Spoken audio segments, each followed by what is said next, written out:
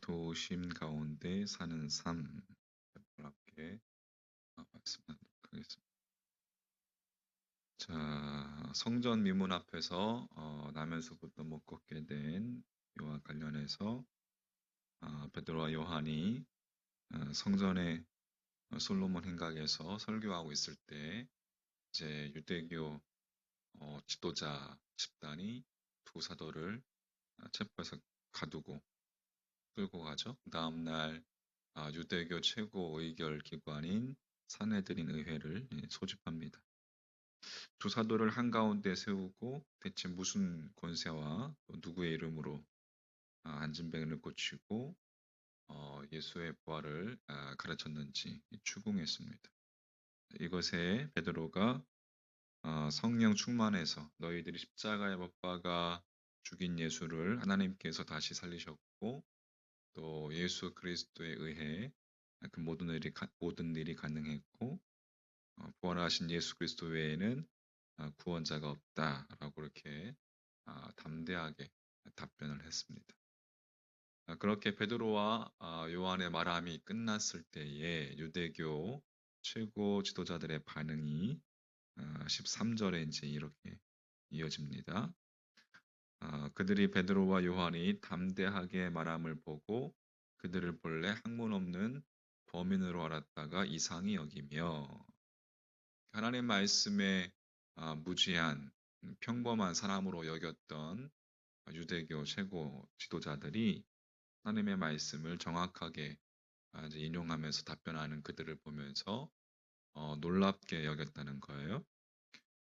그리고 13절 하반절부터 14절에 보면은 또 전에 예수와 함께 있던 줄도 알고 또 병 나은 사람이 그들과 함께 서 있는 것을 보고 비난할 말이 없는지라. 유대교 최고 지도자들이 자신들이 이제 신성 모독죄로 십자가에 못 박아 죽인 그 예수가 부활했다고 그렇게 떠드는 두 사도를 엄히 다스려 다시는 예수가 부활했다는 것을 말하지 못하게 하기 위해서 그렇게 산헤드린 법정까지 열었습니다. 하지만 이 두 사도의 답변이 끝나자 그들은 두 사도를 향해서 비난할 말이 없었던 것이죠. 자, 어떻게 이스라엘 변방 갈릴리 어부 출신이었던 이 베드로와 요한이 소위 최고 의결 기관인 산헤드린 법정 앞에서 유대교 최고 지도자들의 그 문제의 핵심을 정확하게 파악하고 또 논리 정연하게 지적할 수 있었을까? 어떻게 구약의 말씀을 배워본 적도 없는 그들이 하나님의 말씀까지 인용하면서 최고의 학식과 권력을 지닌 이 사내들인 의원들의 비난할 말이 없게끔 그렇게 만들었을까? 그 답은 두 사도가 성령 충만한 상태에 있었다는 것입니다. 다시 말해서 그들이 성령님의 빛 속에 있었기 때문이다. 성령님의 빛은 만불의 실상과 거짓, 진짜와 거짓, 실상과 허상을 바르게 분별케 어, 해주는 것이죠. 제사장을 비롯한 사내들인 의원들은 이 백성의 생사 그 어, 여부를 그것을 결정할 수 있는 권리를 쥐고 있는 유대교 최고의 권력자들이었어요. 그래서 누구든지 그 앞에서 기가 꺾일 수밖에 없습니다. 그러나 성령님의 빛 속에 그 가운데 있었던 이들은 전혀 두려움의 대상이 아니었습니다. 성령님의 빛에 비추어 봤을 때에 사내들인 의원들은 고작 사도들 자신들의 육체는 가둘 수 있고 자신들의 몸은 그렇게 자신들이 힘을 행사할 수 있는 그러한 모습이었지만 그들의 영혼에는 자신들의 영혼에는 손가락 하나 건드릴 수 없는 허상에 지나지 않았던 것입니다. 그래서 베드로는 한치의 두려움도 없이 그들의 잘못을 당당하게 지적할 수 있었던 것이죠. 자, 이것이 바로 성령님의 도우심이었습니다.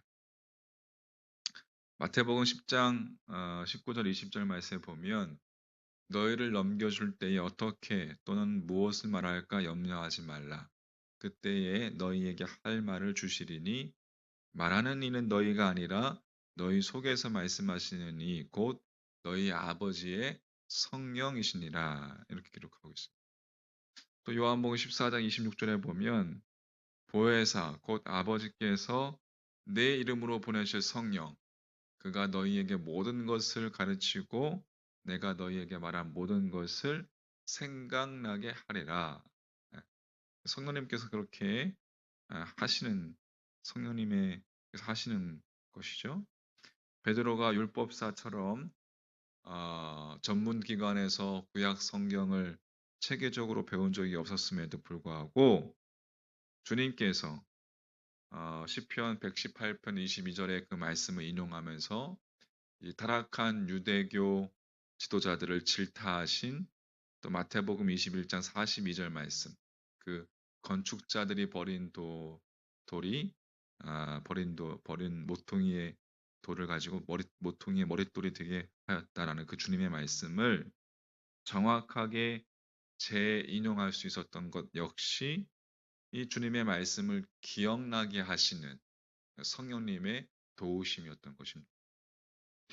신약 성경의 사도 바울은 성령님에 대해서 이렇게 증언합니다.